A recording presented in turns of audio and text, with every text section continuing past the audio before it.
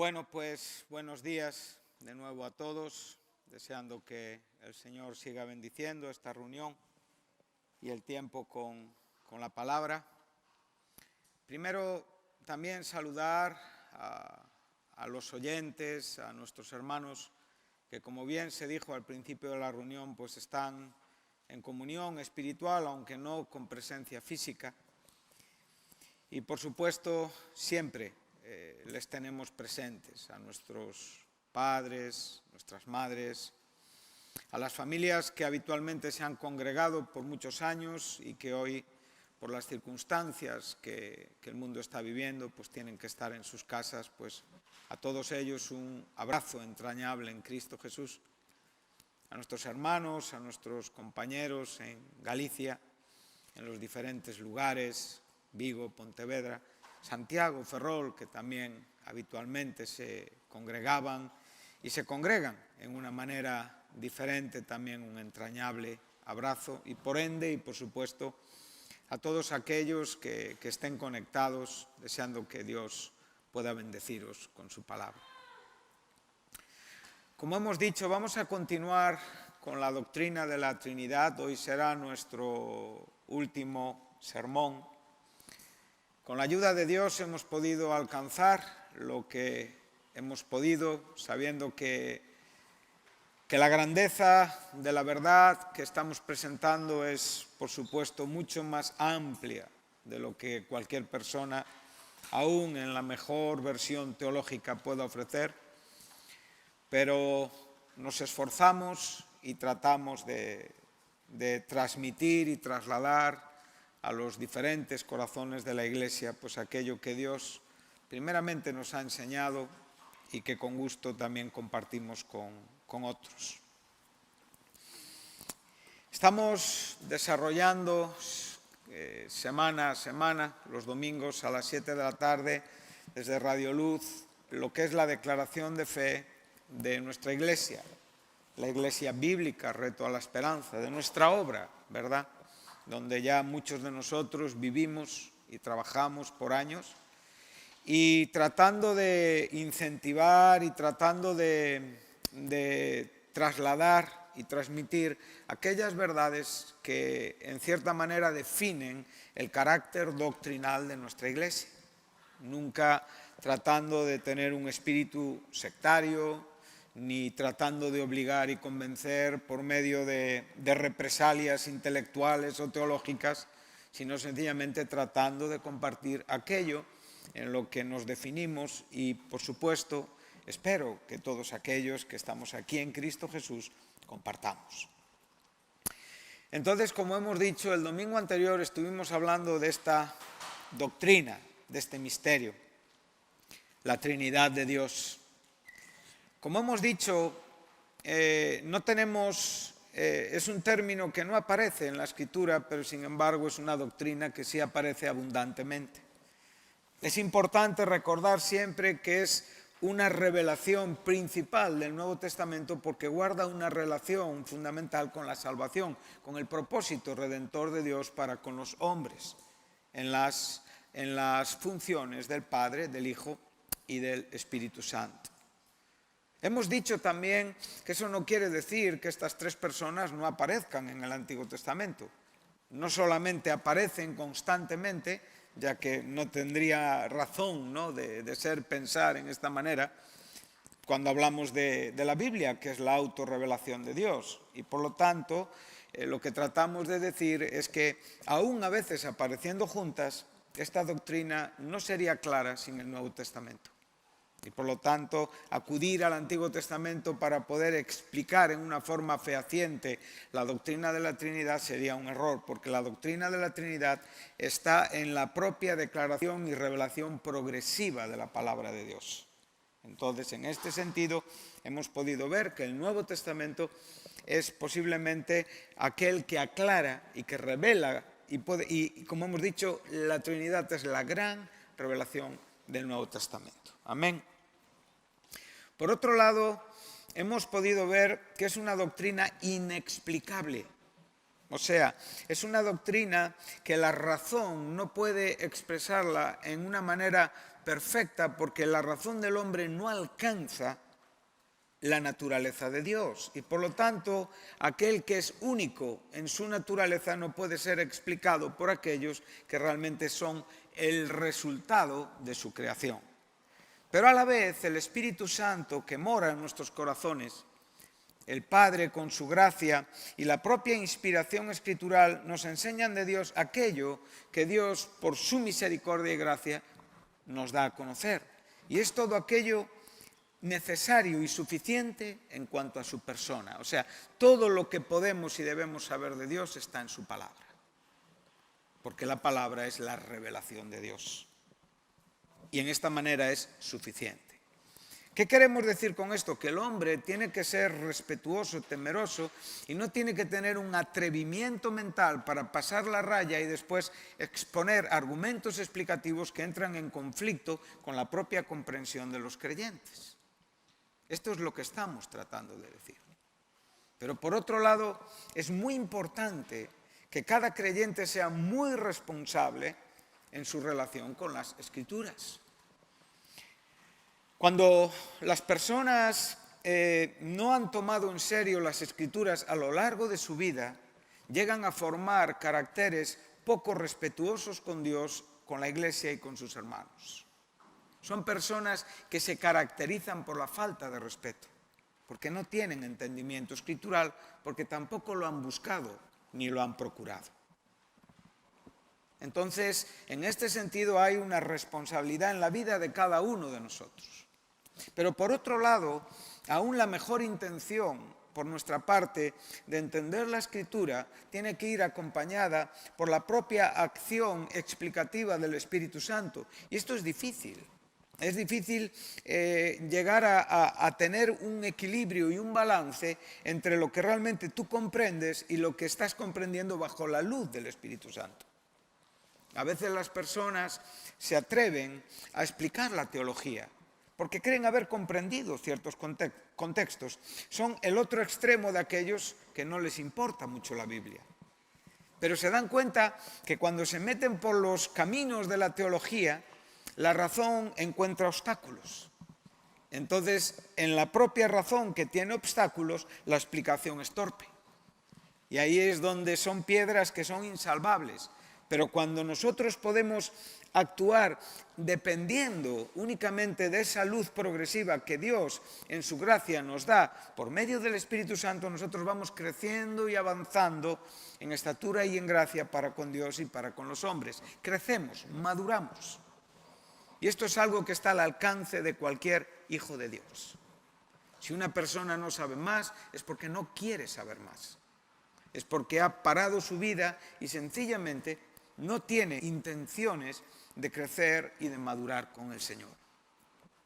En este sentido, la doctrina de la Trinidad se hace comprensible en la revelación de Dios, pero es incomprensible por la propia capacidad humana. Entonces vimos que ninguna analogía, ninguna comparativa, ningún ejemplo ilustrativo puede llegar a mostrarnos con perfección lo que la trina deidad de Dios es. ¿Por qué? Porque unos van en algunos casos hacia un unitarismo, ¿verdad? O sea, la incapacidad de poder ver a Dios en tres personas. Entonces, es una verdad, Dios es uno, pero evidentemente no expresa la totalidad de la verdad de Dios, porque esa unicidad de Dios es expresada por tres personas.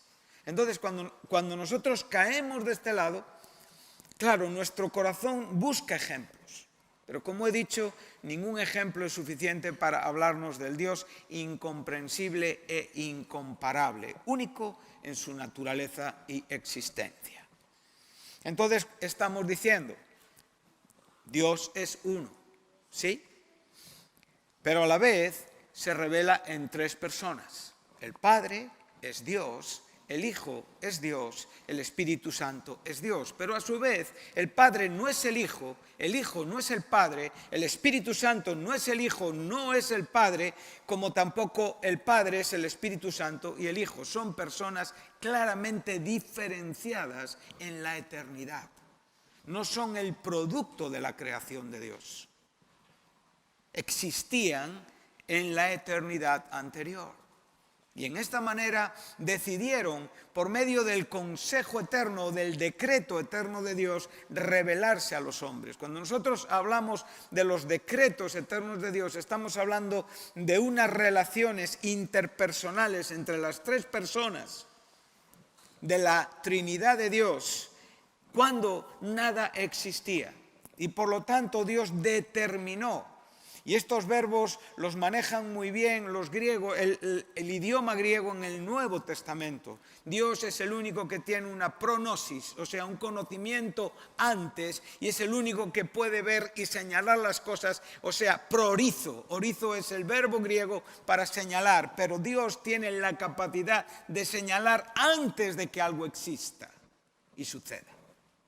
Y por lo tanto, en las propias relaciones interpersonales, internas del Dios eterno, nosotros no podemos entrar, porque eso pertenece a su misterio, a su naturaleza, a su carácter. Nosotros únicamente podemos recibir aquello que Dios en su gracia saca a la luz para que nosotros lo podamos comprender. Y a esto nosotros le llamamos la economía de Dios en las propias funciones que el Padre, el Hijo y el Espíritu Santo tienen claramente visibles y perceptibles por el ser humano por gracia de Dios. El Padre es el que envía al Hijo. El Hijo sufre en la cruz, no sufre el Padre en la cruz, sufre el Hijo siendo hombre y siendo Dios. El Padre no muere, el Hijo muere siendo Dios. El Espíritu Santo es aquel que nos convence. Cada persona tiene una clara funcionalidad dentro de la Trinidad de Dios. Y eso tiene que ver con aquello que nosotros podemos comprender porque está aquí revelado. Entonces, cuando nosotros entendemos equilibradamente estas cosas, entonces nosotros evitamos el extremo del unitarismo. Recordamos, estuvimos un poquito en la historia, no la vamos a repetir, pero ese unitarismo sigue existiendo hoy en muchos movimientos y denominaciones cristianas. Hay personas que únicamente ven a Jesús. Hay denominaciones que únicamente ven a Dios y que no conciben, como no concebían en la historia anterior, la humanidad divina y encarnada de Jesucristo. Entonces, en este sentido, nosotros salvaguardamos y equilibramos ir a un extremo equivocado por medio de esta gracia progresiva y revelada en la Biblia. Pero tampoco podemos irnos al otro lado, que sería venir a tratar de exponer por medio de analogías a tres dioses. No, eso es otro error. No tendríamos un unitarismo, tendríamos un triteísmo. Y eso sería un gran error. Por lo tanto, nosotros tenemos que quedarnos en ese equilibrio. Y en ese equilibrio nosotros entendemos por gracia las cosas. En esta mañana vamos a hablar de la importante relación que tiene la trinadeidad de Dios con la salvación del hombre. Si hay un decreto importante de Dios, es la salvación de los hombres. Yo anotaba en esta mañana algo que es, en mi opinión, importante. Los decretos de Dios, y no puedo hoy hablar de esto porque no es el tema, son eternos, son inmutables, eficaces, incondicionales, absolutos. Son universales en el sentido de su propia revelación y a la vez hay algo que es un gran misterio, es la permisividad de Dios en relación con el pecado que podemos ver en la raza humana. Todo esto tiene una explicación en los decretos eternos de Dios, consejos eternos de Dios, que claramente vienen explicados y expresados en la palabra de Dios. Pero para esto necesitamos, como digo, esfuerzo, diligencia, estudio, corazón, humildad, dedicación y dependencia y necesidad para que el Señor nos enseñe qué es todo esto. Amén.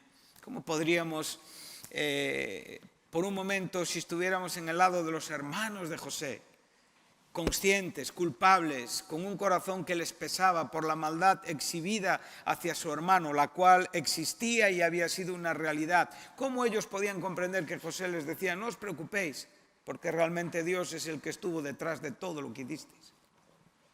¿No dijo esto José en el capítulo 45 y 50 de Génesis? Son cosas incomprensibles, pero a la vez son realidades con las que nosotros tenemos que vivir. La maldad del hombre no es impulsada, no es inspirada, no es animada por Dios. Sin embargo, Dios entiende que esa maldad va a producirse y en muchos casos no la detiene. Son cosas de gran profundidad espiritual.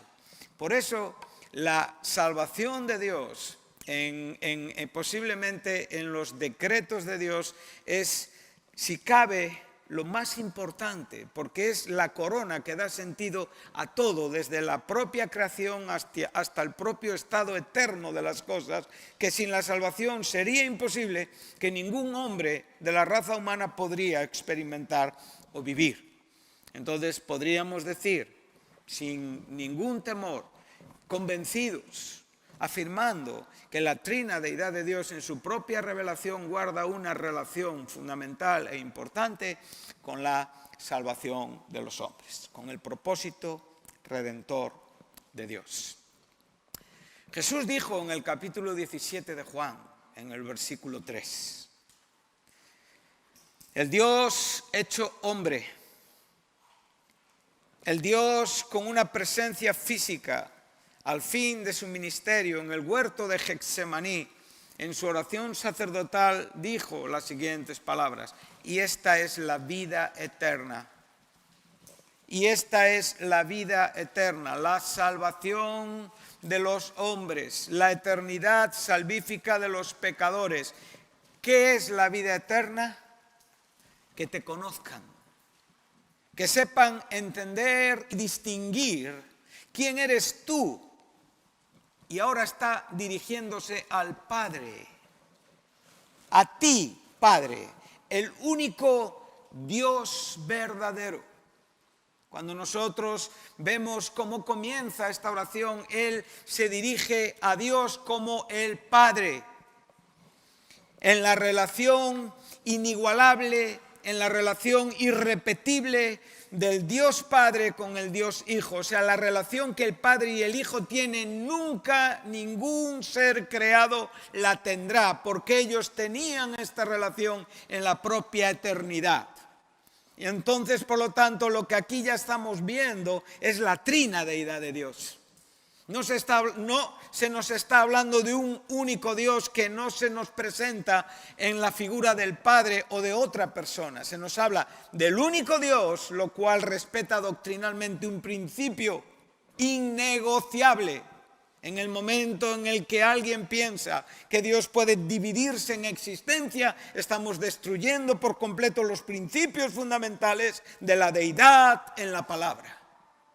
Dios es uno e indivisible. Y en este sentido Jesús lo tiene muy claro.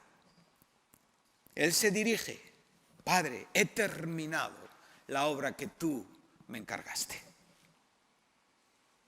Ahora, en todo este proceso de relación, Él está diciendo esto. Esta es la vida eterna. Que te conozcan a ti, el único Dios verdadero, y a Jesucristo, a quien tú enviaste. Por lo tanto, en la propia boca de Jesús nosotros ya estamos viendo la trina deidad de Dios. Aquí ya tenemos la figura del Padre y la figura del Hijo con total y absoluta claridad. Dios no se está enviando a sí mismo. Dios está enviando a alguien diferente a Él. Y si Dios no puede dividirse, si Dios no puede separarse, si Dios sustancial, esencialmente, en su propia naturaleza, es inmutable, indivisible, inseparable, entonces tiene que estar enviando a otro. Amén. Pero ese otro es Dios. Y aquí es donde nosotros encontramos esta verdad que debemos de aceptar en una manera como una respuesta de fe.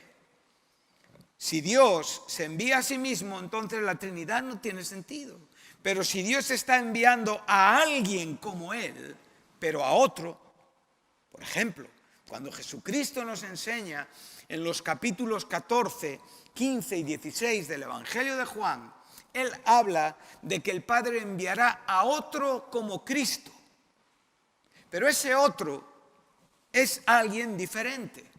Pero siendo alguien diferente es igual. Esto es lo que estamos hablando. Entonces aquí tenemos el sentido explicativo de esas tres personas tan importantes en la obra de salvación. Si no hay tres personas en la trina deidad de Dios, la salvación es una divina farsa. No somos salvos. Estamos todavía en nuestros pecados. No tenemos esperanza en el cielo si la trina deidad de Dios no es verdad. Entonces Jesucristo dice en una forma clara: esta es la vida eterna, que te conozcan a ti, al único Dios verdadero, y a Jesucristo a quien tú enviaste. En el capítulo 16 de Juan, como digo, es importante estudiar estos capítulos del 14 al 16 porque posiblemente constantemente nos están hablando de la trina deidad de Dios. Capítulo 16 de Juan, versículo 14 y 15.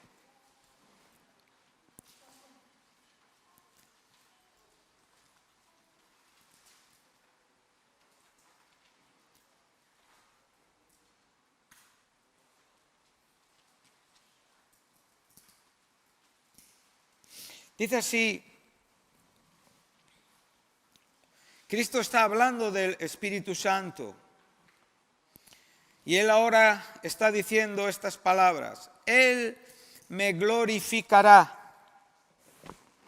Aquí tenemos de nuevo otro asunto importante de las relaciones internas entre las tres personas de la trina deidad de Dios, donde claramente se nos expresa la manera en la que ellos actúan hacia cada uno de ellos, en el propio orden. Recordar la filiación, la procesión, el Padre, el Hijo, el Espíritu Santo. El Padre es ese punto de partida, el Hijo es enviado por el Padre, el Espíritu Santo es enviado por el Padre y por el Hijo, pero sin embargo están formando constantemente una unidad de bendición, de revelación y de experiencia en nuestra vida. Jesús le dijo al Padre, hace un momento estuvimos en ese capítulo: glorifica a tu Hijo para que tu Hijo te glorifique a ti. Eso fue la obra de la cruz. La manera en la que se dan glorias las personas de la trina deidad de Dios es una manera perfecta. Siempre estuvieron unidos espiritualmente. Y por lo tanto, cuando estamos viendo estos detalles, están relacionados con el propósito redentor de Dios, que es lo que estoy tratando de enseñar en esta mañana. Dios se autoglorifica, no tiene necesidad de que nadie le dé gloria. En Dios la autoglorificación es un hecho perfectamente correcto y adecuado. Y Él exige que todo lo que procede de Él le glorifique, todo lo que respire glorifique al Señor. Pero ahora cuando nosotros estamos aquí viendo lo que Cristo está diciendo del Espíritu Santo, Él está diciendo: Él me glorificará. ¿En qué sentido el Espíritu Santo glorificará al Hijo? Primeramente en la comunicación de quién es el Hijo. Primeramente en la comunicación de que el Hijo es enviado por el Padre. Primeramente en la comunicación de quién es el Padre y de quién es el Hijo. Primeramente en la propia convicción que Él traería al mundo de lo que el Hijo dijo de sí mismo en este mundo.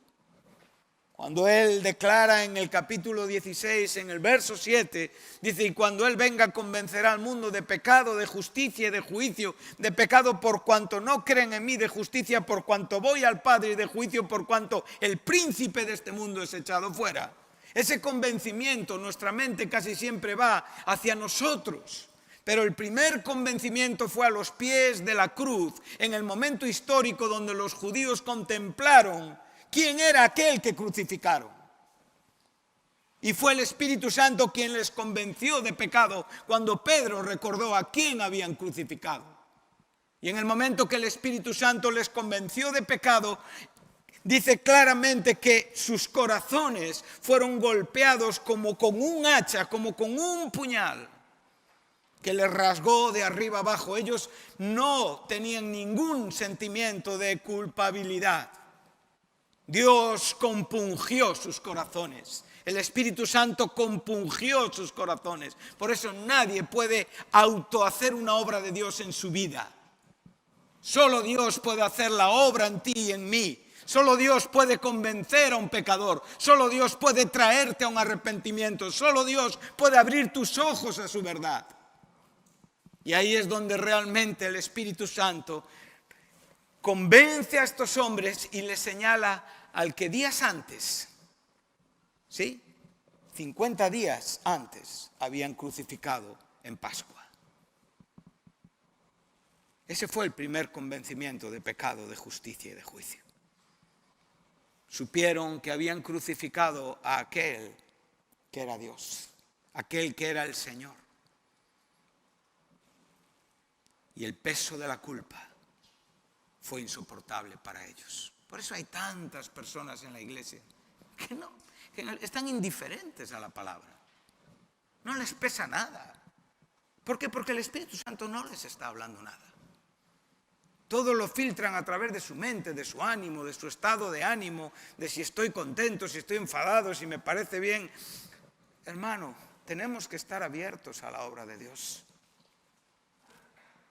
Y el Espíritu Santo es una gran gracia de Dios a nuestras vidas.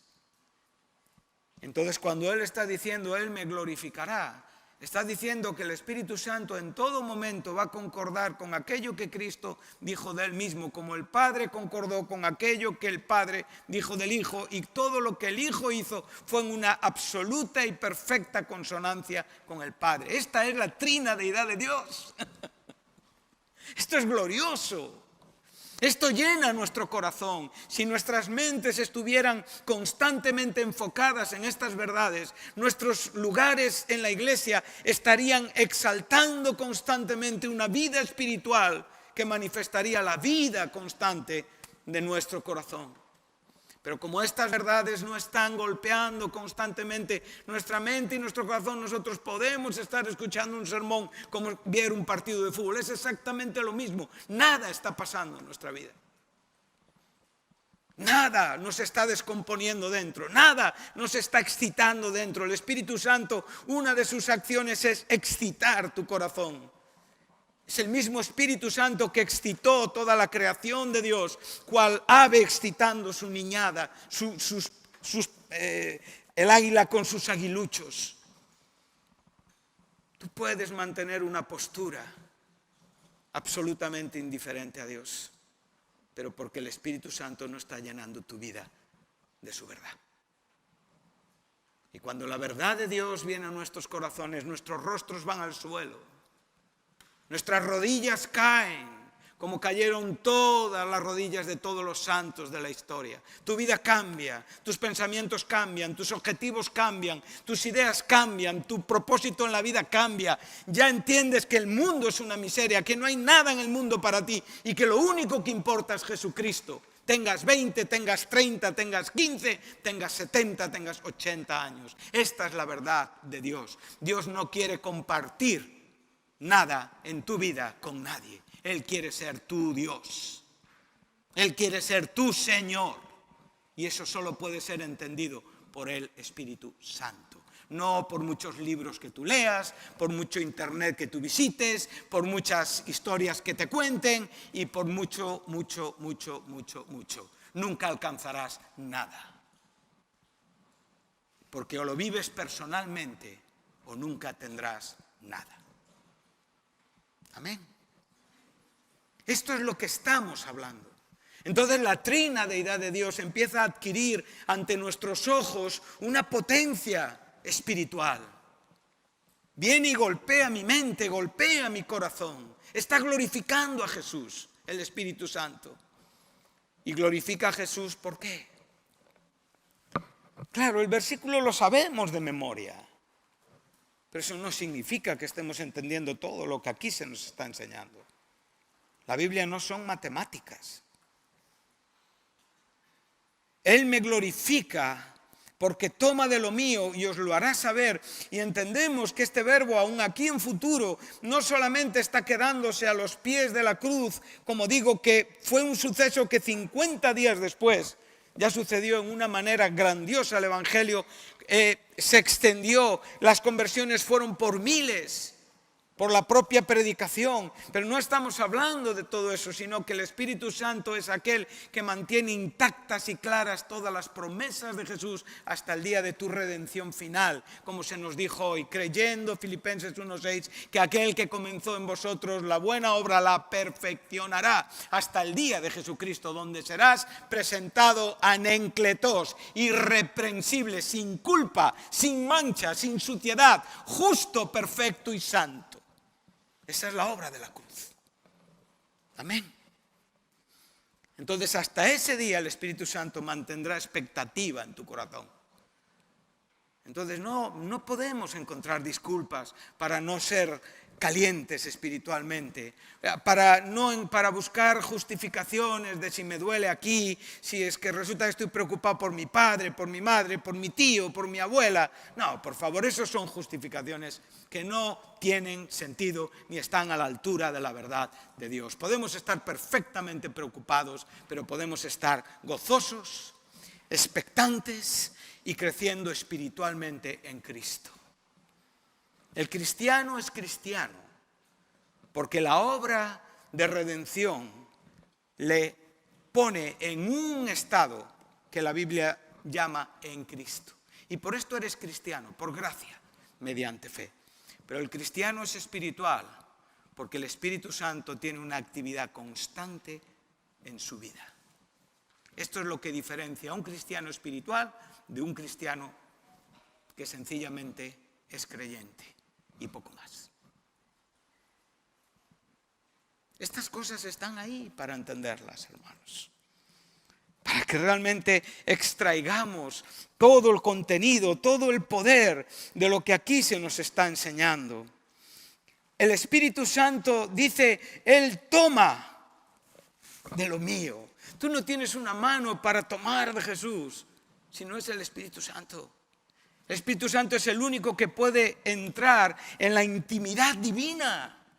Es el único que puede entrar en la naturaleza porque tiene esta naturaleza. Y porque realmente tiene la confianza perfecta y absoluta para tomar la totalidad de quien Dios es y enseñártelo. Eso lo enseña Pablo de una manera perfecta en los capítulos 2 y en el capítulo 8 de Romanos. El Espíritu Santo es quien nos declara, quien nos abre lo que la salvación es, o sea, la gloria que ha sido predestinada para nosotros desde antes de los siglos. El Espíritu lo conoce todo de Dios. ¿Quién es Dios?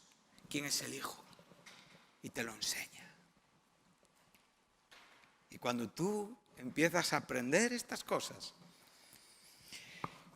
no tienes más, como digo, mecanismos que los espirituales. Porque ¿qué puedes hacer?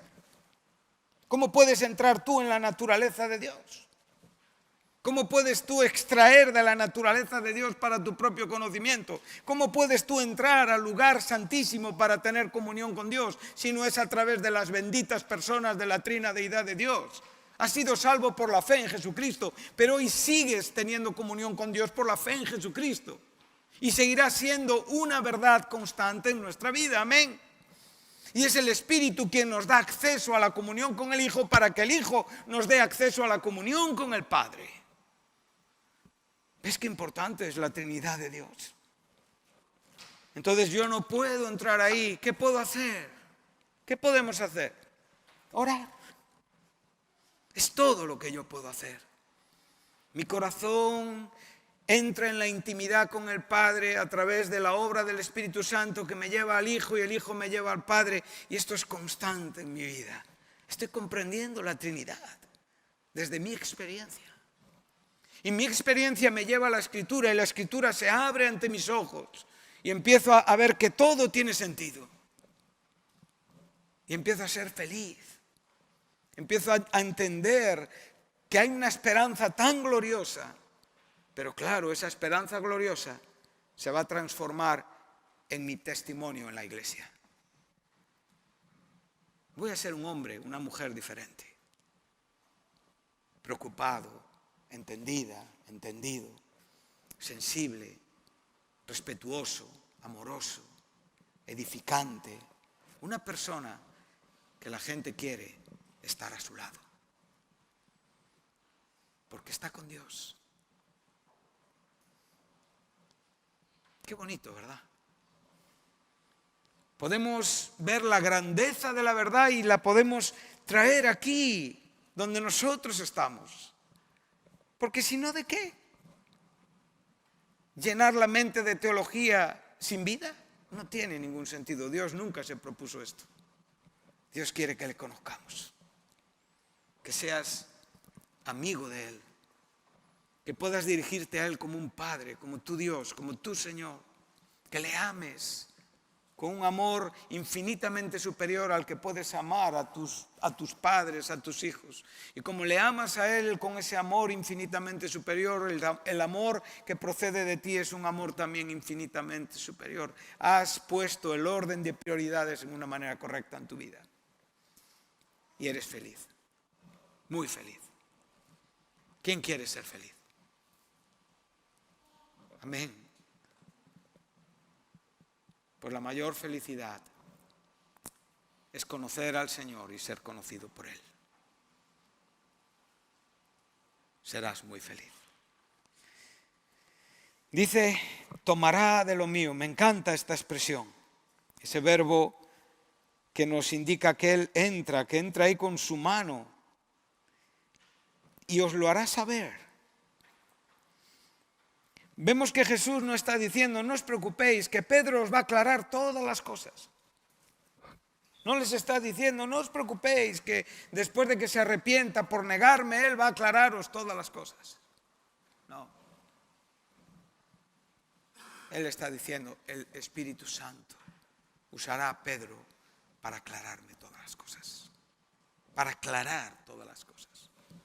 Y el Espíritu Santo estará con vosotros para aclararos todas las cosas. Pedro se arrepentirá.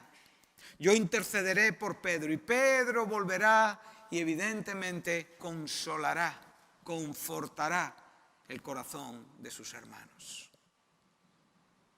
Así somos nosotros. Verso 15. Todo lo que tiene el Padre es mío.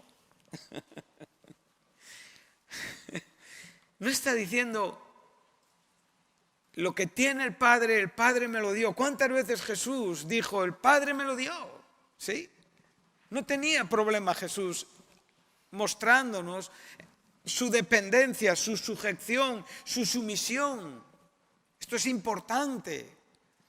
Cuando realmente Él está en la cruz, Él está mostrando la más absoluta sumisión a la voluntad del Padre. Y es el Hijo de Dios quien dice al final, en su último momento, Padre, yo en tus manos encomiendo mi espíritu. Y muere.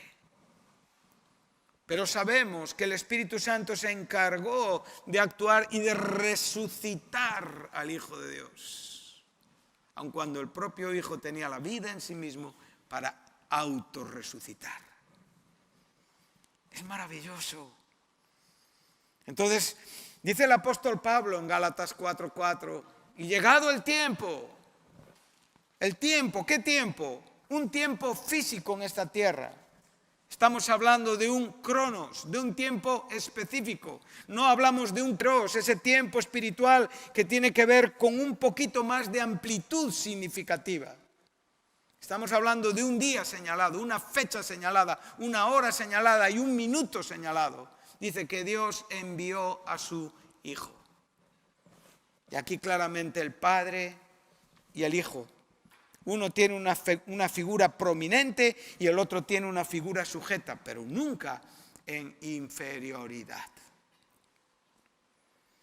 Juan 6, 38 y 39, Jesús dijo, y esta es la razón por la cual yo descendí del cielo, cumplir la voluntad de mi Padre. ¿Con qué propósito?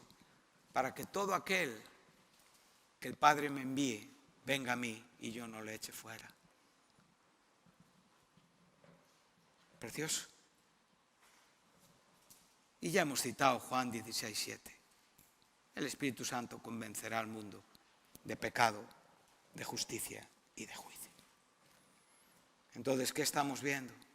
La redención y la economía y administración de todo lo que Dios nos está revelando por esta bendita doctrina y su salvación. Cristo dice, todo lo que tiene el Padre es mío. O sea, yo soy el poseedor de todo lo que el Padre tiene. Soy un dueño perfecto y a la altura de, como digo, de lo que el Padre es. Es lo que está diciendo el Hijo. Por eso os dije que tomará de lo mío y os lo hará saber. Juan capítulo 14. Estamos en textos maravillosos.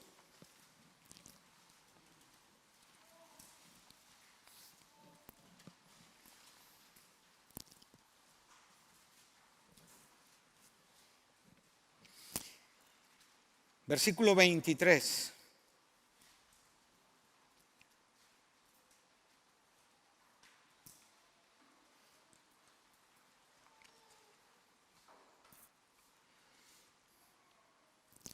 Respondió Jesús, el que me ama, mi palabra guardará, y mi Padre le amará, y vendremos a él y haremos morada con él.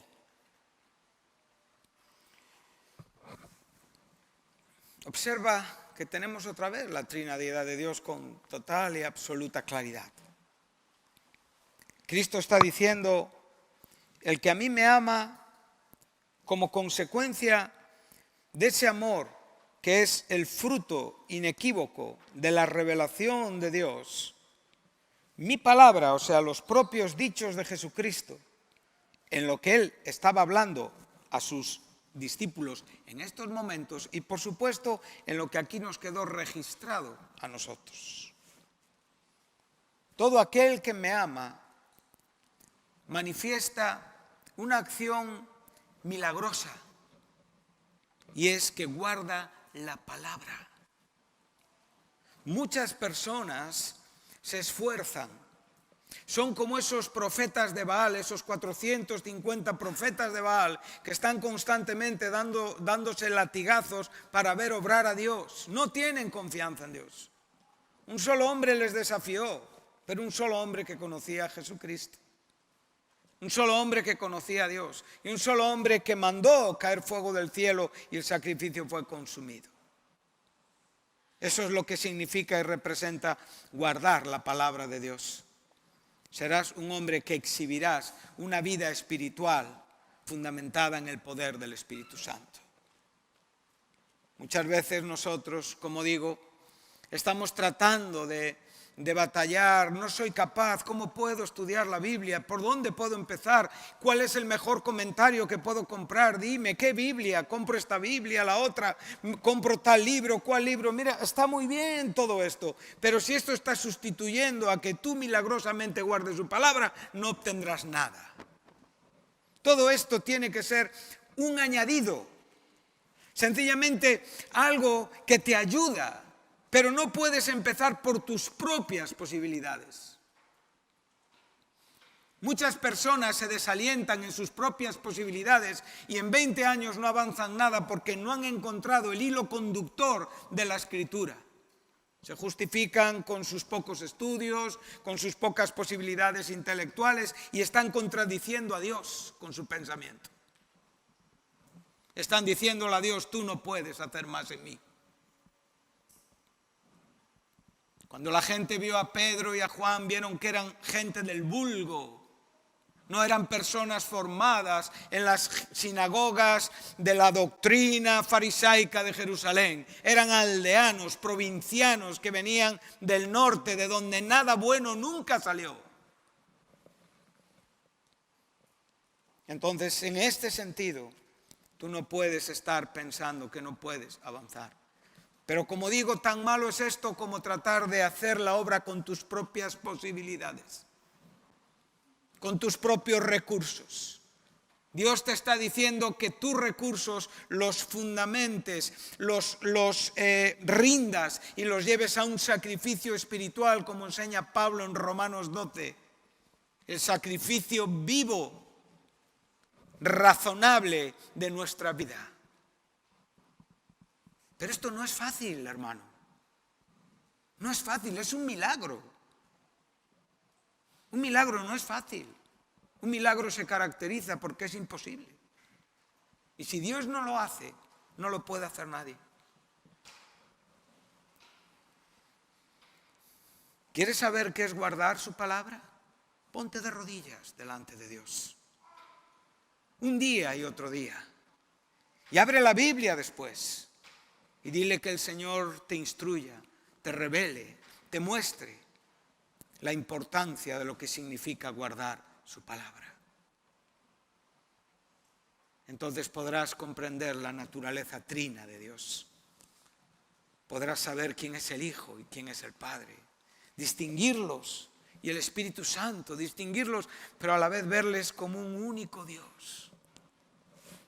Y adorarle. Y adorar al Padre, y adorar al Hijo, y adorar al Espíritu Santo, adorando a un único Dios.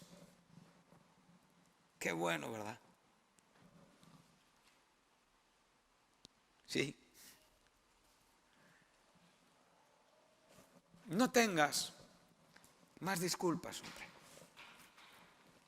La obra más difícil, Dios la llevó a cabo, que es hacer de ti un santo.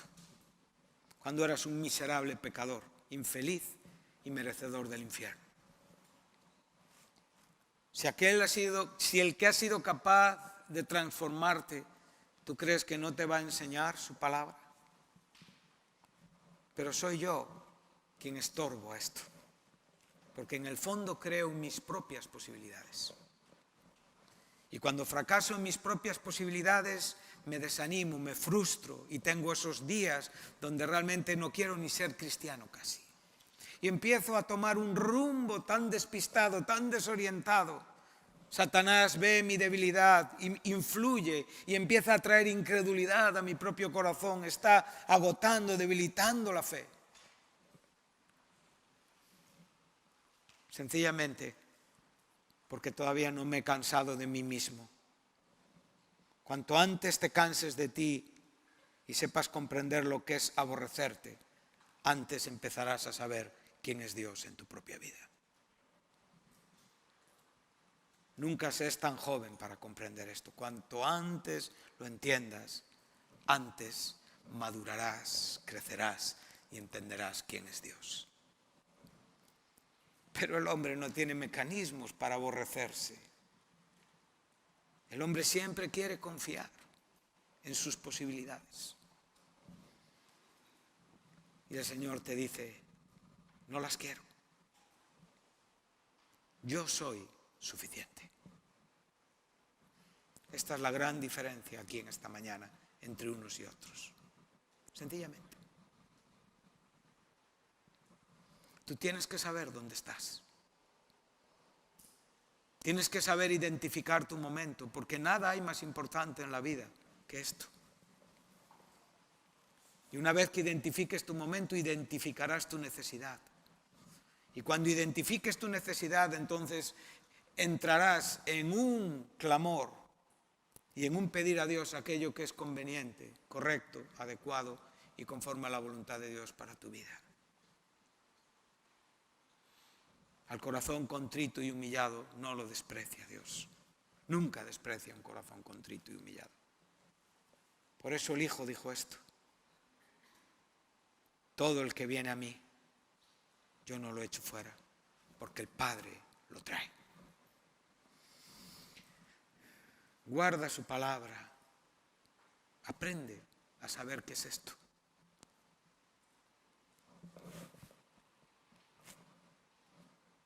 Rinde tus posibilidades. Sé humilde delante de Dios. Porque, como digo, Él te enseñará esto. Él no puede dejar que tú andes en su camino sin aprender estos principios. En Cristo no hay, en Dios no hay, en la obra del Espíritu Santo no hay, en la Trinidad de Dios no hay una enseñanza secular, ni una manera de administrar como pueden ser la enseñanza de los colegios. Hay personas que después de hartarse de repetir le pasan de curso, sencillamente porque no hay manera, pero mientras tú no estés entendiendo esto, estarás en el mismo curso siempre. Y Dios no tiene prisa. Tú sí. Y tus prisas son malas compañeras en la vida. Esto tiene que ver con paciencia. Tiene que ver con permanecer. Aquí el verbo morar.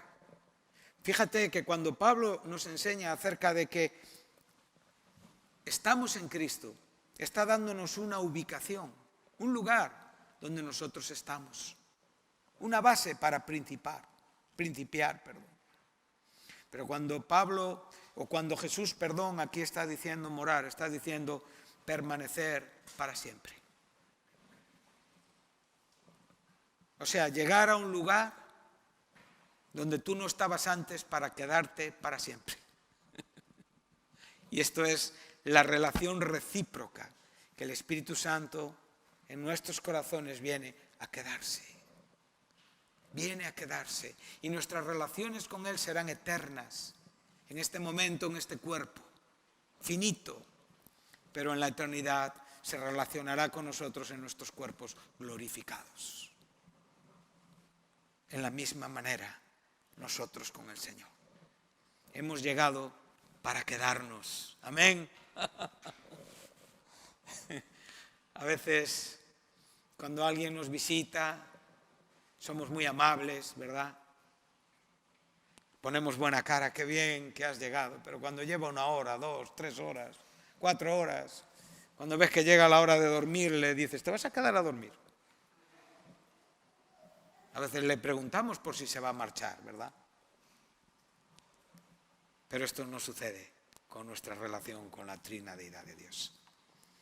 Todo lo que el Padre me da viene a mí y se queda para siempre, porque guarda mi palabra y permanece. Si hoy pudieran de verdad entenderme, personas que se encuentran aquí esta mañana, sé que no tengo ni la habilidad, ni la capacidad, ni el poder para dar este entendimiento, pero sé que es el problema que existe hoy entre nosotros. Si Dios tuviera bien revelarte este detalle tan importante, que todo el éxito y toda la comprensión de tu vida está en guardar su palabra y no en seguir haciendo planes. Planes y planes y planes y planes. ¿Qué tengo que hacer? He fallado, vuelvo de nuevo. ¿Qué tengo que hacer? ¿Qué tienes que hacer? Guarda su palabra. Jesús dijo que el que guarda mi palabra nunca verá muerte.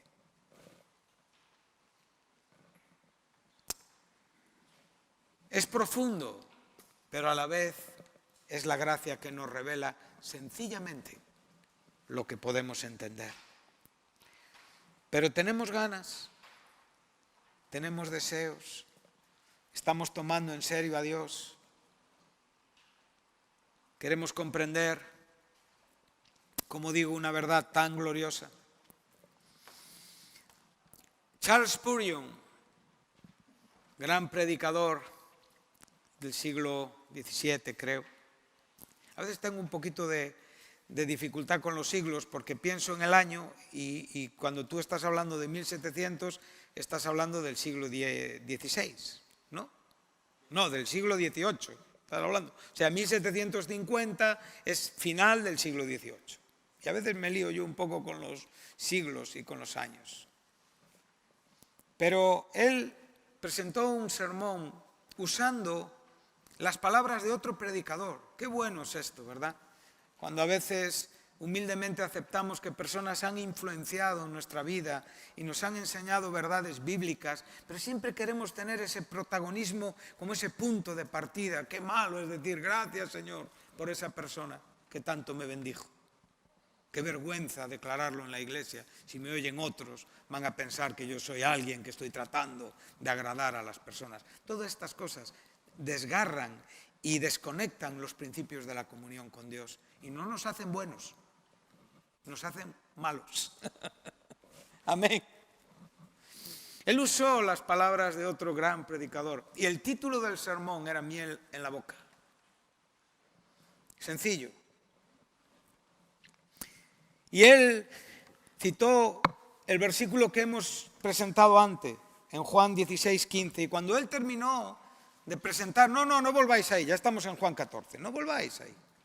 Pensar en lo que estoy diciendo. Él citó el versículo anterior, ya lo hemos citado, ¿no? Entonces vamos a seguir adelante. Y él dijo, ahí tienen la Trinidad. Fue la palabra que él usó. Y ante ese reto, de esa dificultad en cuanto a la explicación, él dice, yo voy a hablarles de lo que un hombre presentó. Y cuando dijo miel en la boca es porque era también el título, en cierta manera, que explicaba este sermón.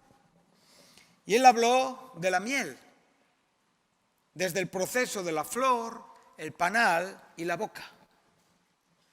Y en este momento él señaló la flor como la poseedora de la miel, ¿sí? O sea, el polen realmente de la flor es donde empieza la actividad que las abejas pueden para después trasladar y formar sus panales, ¿sí? Pero la flor está ahí y tú no tienes la capacidad de convertirla en miel. No tienes la sabiduría de las abejas, que tremendo, ¿verdad? Un bichito mucho más sabio que nosotros, siendo nosotros la corona de la creación en todos los sentidos, pero las abejas muestran la sabiduría creativa, activa de Dios, ¿verdad? Entonces Dios, el Padre, es esa flor donde está la miel. Pero sin embargo, si esa miel no es trasladada por el buen trabajo de las abejas en el panal, tú nunca llevarás esa miel a la boca. Por lo tanto, ese panal es Cristo. Ahí tenemos ya la posibilidad de saborear esta miel. Y cuando nosotros ponemos esa miel en nuestra boca, entonces el Espíritu Santo es el encargado de hacer producir que todos esos nutrientes, vitaminas, valores, dulzura que la miel tiene, se transforme en algo de gran valor en tu propia experiencia. Recuerda que si algo distingue a los pecadores es que lo amargo le gusta. Porque lo amargo es pecado en la Biblia. Pero lo convierten en dulce al paladar. Pero no pueden hacer otra cosa.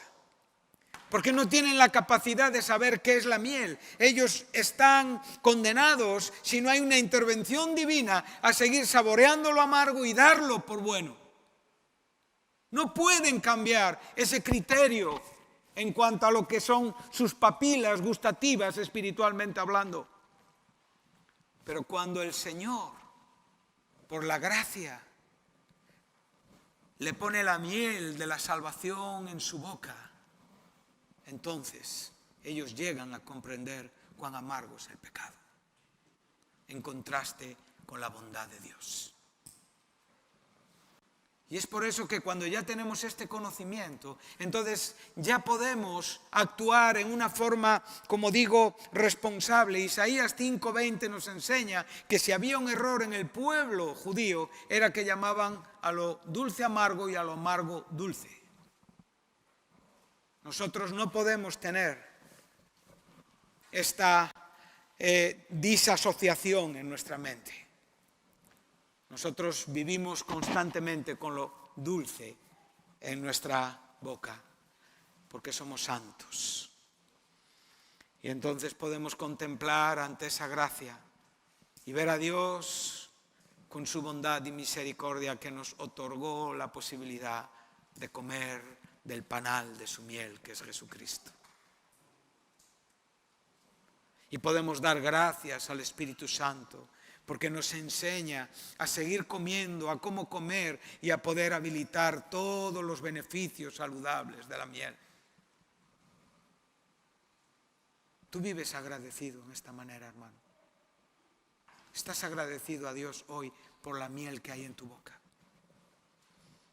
por haber podido distinguir lo que es pecado de lo que es vida eterna. Vives agradecido. Dios quiera que sea una constante en tu vida hasta el fin de tus días. Comprendiéndolo, entendiéndolo y disfrutándolo. Guarda su palabra. Él la ha puesto ahí, en tu corazón. Amén. Qué bonito. Entonces, dice así: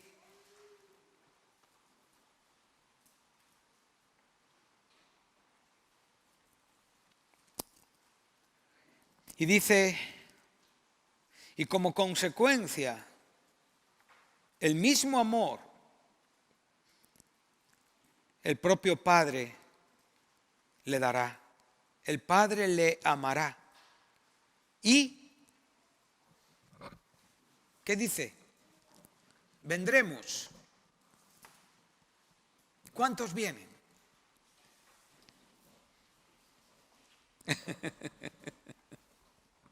¿Cuántos vienen, hermano?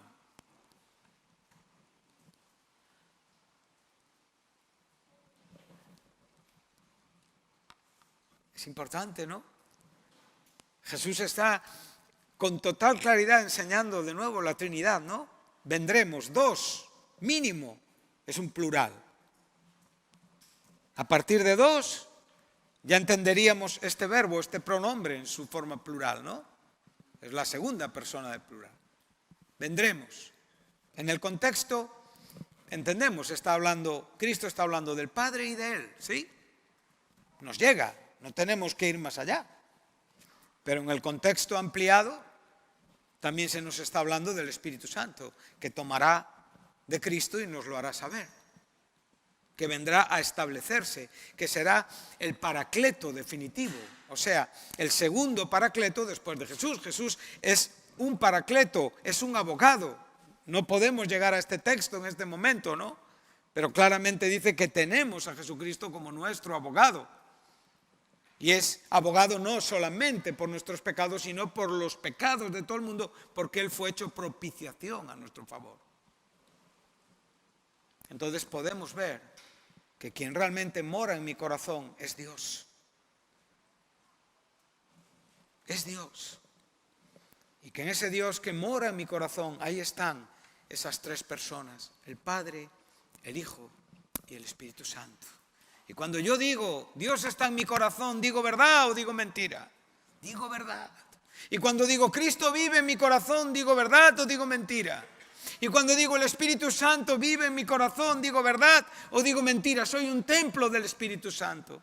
Claro, hoy el Espíritu Santo es el que está en nuestros corazones, en nuestro interior. La vida divina está moviendo desde dentro. Él ha puesto, como digo, esa miel para hoy llevarnos adelante.